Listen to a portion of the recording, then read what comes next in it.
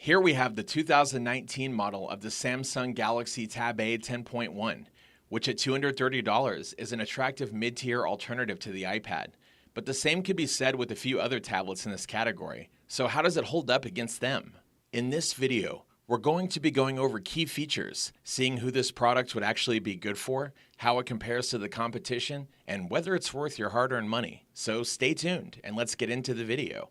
There are certainly cheaper tablets around, but few, if any, can match the build quality, performance, and versatility of the 10-inch Samsung Galaxy Tab A. It features a nice 10.1-inch Full HD screen.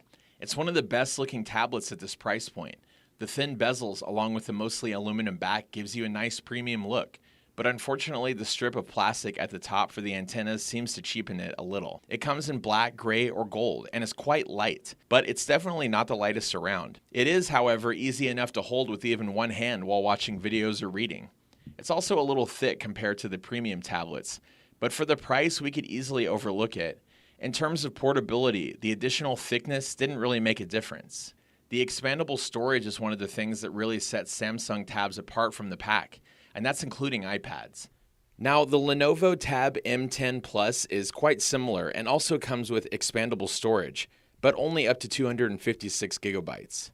Both the Tab A and the Fire HD 10 can be expanded to double that, so if you like to keep your additional media on microSD, it's something to take into consideration.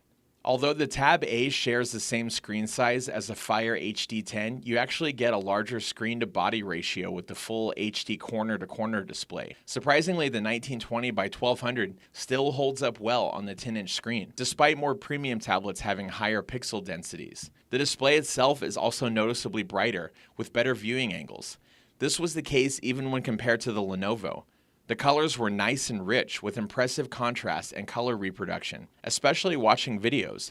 The overall images were detailed and clear, although smaller text did tend to get a bit fuzzy. You get bottom-firing stereo speakers that provide audio that's loud enough for watching casual videos, but it was weaker on the bass compared to the Lenovo. But with that said, it was better balanced.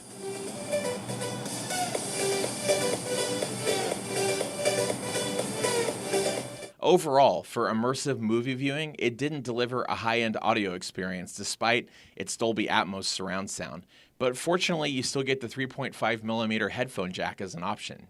The Tab A's performance was surprisingly good despite only having 2 GB of RAM, which is fairly standard at this price bracket. It was more than enough for browsing, watching videos, checking in on social media, and casual gaming. You can get away with some of the more demanding titles like PUBG Mobile, provided you drop the settings down, like if you want to avoid stuttering in between. Overall, the Tab A was responsive and noticeably more snappy than either the Fire HD 10 or the Tab M10 Plus.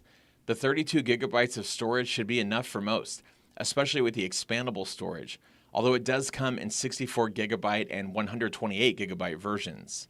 When it comes to the camera, the Tab A's 8 megapixel rear shooter is a bit underwhelming, but it's pretty typical for most tablet cameras at this price point. While daytime photos are passable, low light photos were both grainy and blurry. Performance on the 5 megapixel front-facing camera delivers more of the same. Video calls are passable in a well-lit room, but quality quickly degrades in low light. All that said, it still outperformed the Lenovo, and it totally outshined the Fire HD 10's 2 megapixel front and rear cameras. We found that battery life was very good. Even when streaming full-screen video over Wi-Fi at maximum screen brightness, we didn't hit the rated 13 hours.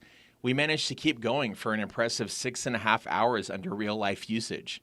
That's just slightly longer than the Fire HD 10.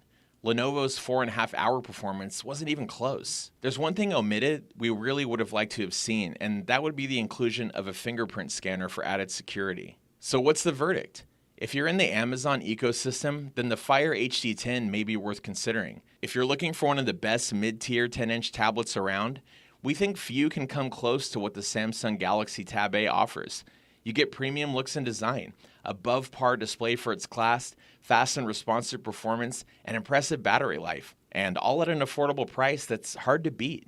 That's all for this video. Hope you guys liked it. If you did, please go ahead and give it a like. If you're new to the channel and you enjoy what we do, consider subscribing.